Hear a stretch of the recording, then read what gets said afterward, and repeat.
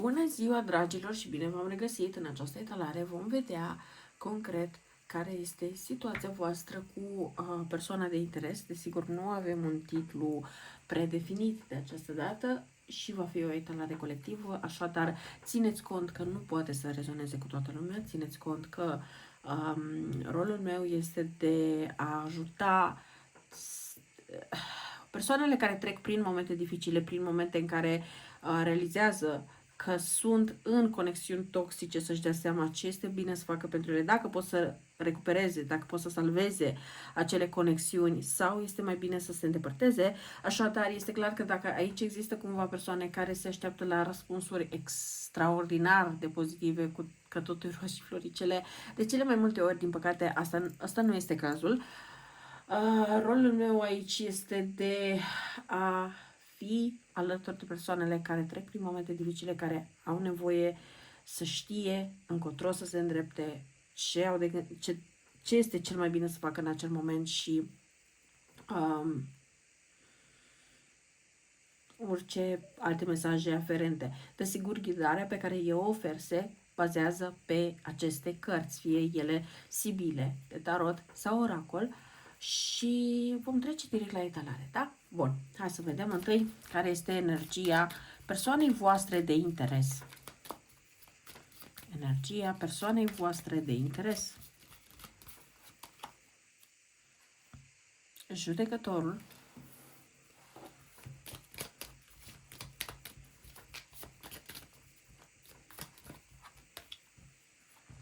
Ghinion. Fericire. Ok. Care este energia voastră? Cred că o să le mut mai așa ca să... Care este energia voastră? Mesaj.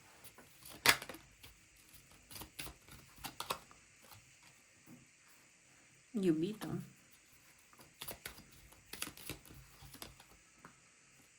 Căsătorie. Clarificarea situației dintre voi. Acum. Pierdere. Tristețe.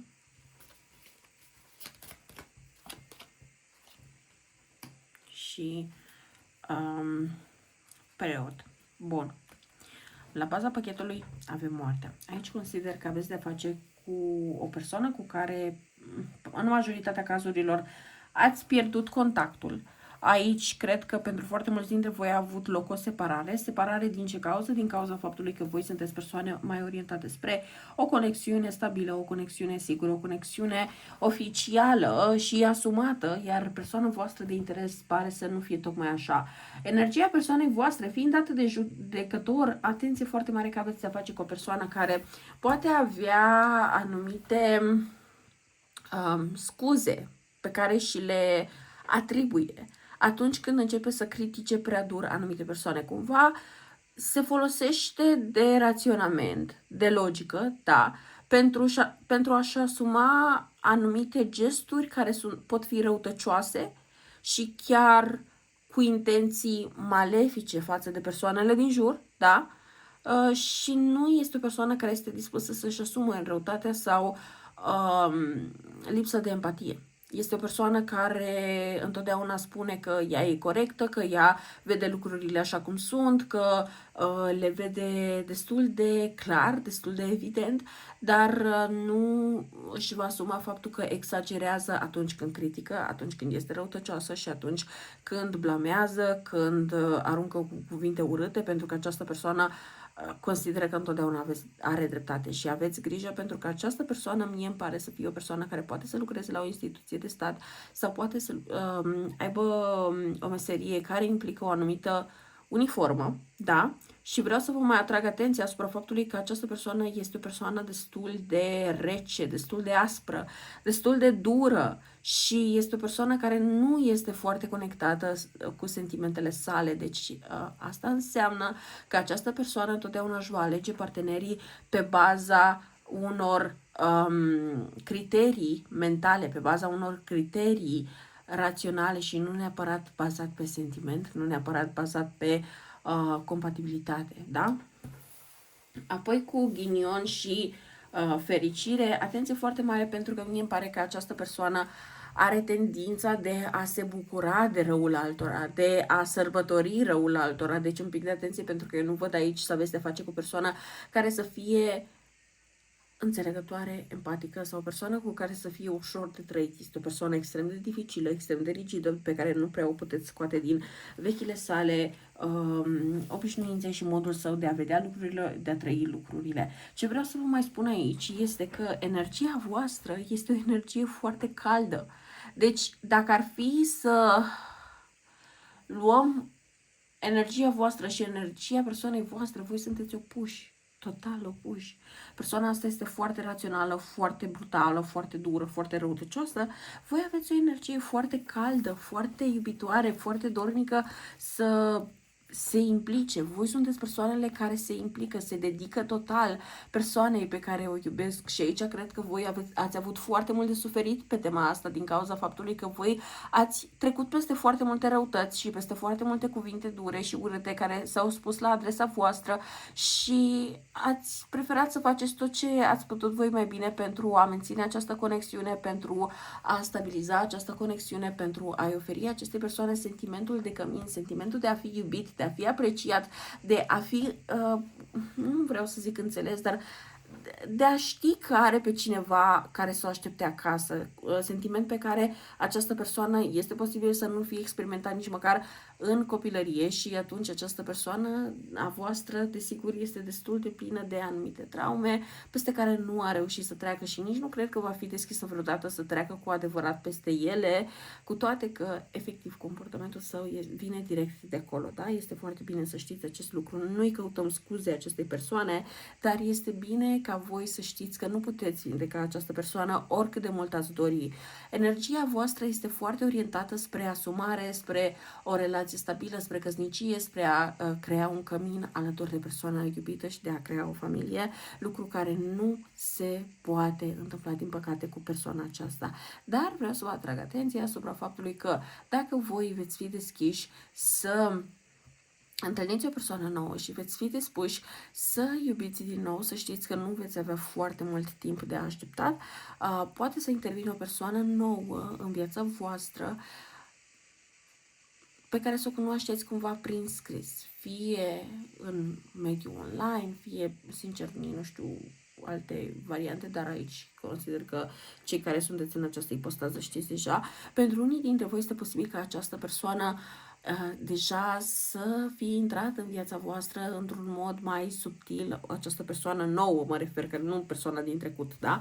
Așa, și lucrurile ușor să se dezvolte, dar este doar o chestiune de răbdare, să vedeți unde merg lucrurile. Și mai este o chestie, voi trebuie să învățați să puneți limite personale și să nu mai oferiți toată energia voastră pe tavă unei persoane doar pentru că țineți la ea. Asta a fost o lecție pe care voi ați avut-o de învățat cu persoana asta pe care o citim aici, persoana asta rece, dar acum cu persoana nouă, pentru voi nici nu mai este cazul să vă uitați înapoi, cel mai probabil voi vă uitați la această etalare doar pentru că îi simțiți lipsa acestei persoane și doar pentru că vă întrebați dacă lucrurile aici oare mai pot fi refăcute sau dacă vă simte lipsa sau ceva de această natură, dar cred că și voi conștientizați că este mai bine ca această conexiune din urmă să nu mai revină în viața voastră, pentru că deja v-a rănit suficient și voi aveți o energie foarte frumoasă și foarte plăcută și ar fi păcat să o consumați pe o persoană care nici măcar nu știe să o aprecieze, da?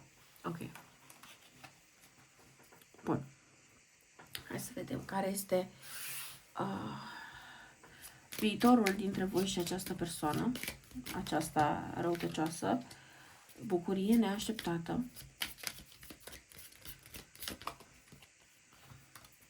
călătorie,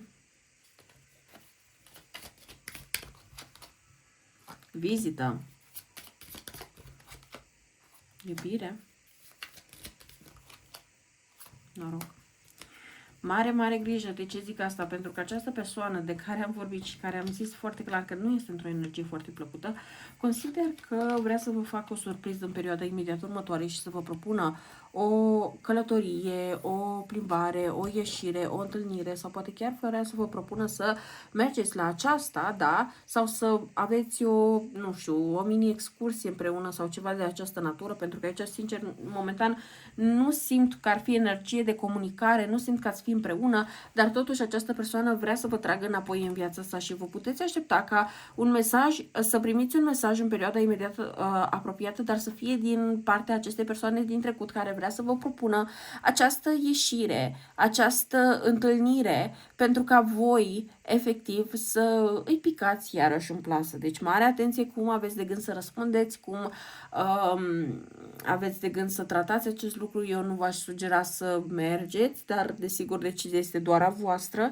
dar această persoană deja are un plan foarte bine stabilit de a vă cuceri și de a vă arăta o altă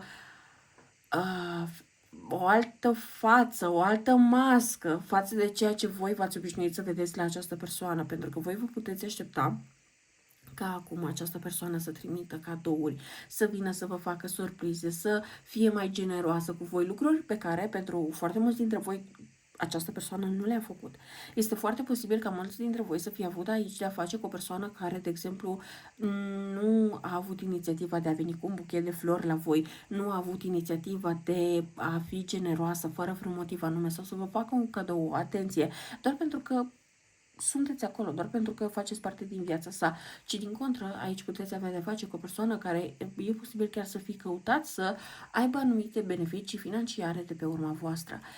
În contextul în care voi ați plecat din viața acestei persoane și voi sunteți dispuși să oferiți energia voastră altor persoane, această persoană la un nivel mai subtil simte lucrul ăsta și nu vrea să vă piardă. Problema este că motivele acestei persoane sunt destul de egoiste și această persoană vrea să vă țină doar pentru avantajele pe care voi le puteți oferi în viața sa și nu neapărat pentru că are sentimente foarte pure sau foarte sincere în legătură cu voi. Așadar, mare atenție, pentru că nu este o persoană în care să puteți avea încredere, nu este o persoană pe care este bine să o așteptați sau pentru care ar trebui să ratați alte oportunități în viața voastră, pentru că această persoană iarăși vă va răni, iarăși vă va dezamăgi, iarăși va face greșelile pe care le-a făcut și nu este ca și cum această persoană învață ceva. Repetă aceeași placă stricată, iar și iar și iar și iar, până ce voi ajungeți tot mai răniți și spuneți că nu mai puteți, doar că în momentul în care voi acceptați ca aceste lucruri să se repete în viața voastră, nu vă așteptați să se repete fără consecințe de partea voastră, pentru că vouă vă va fi tot mai greu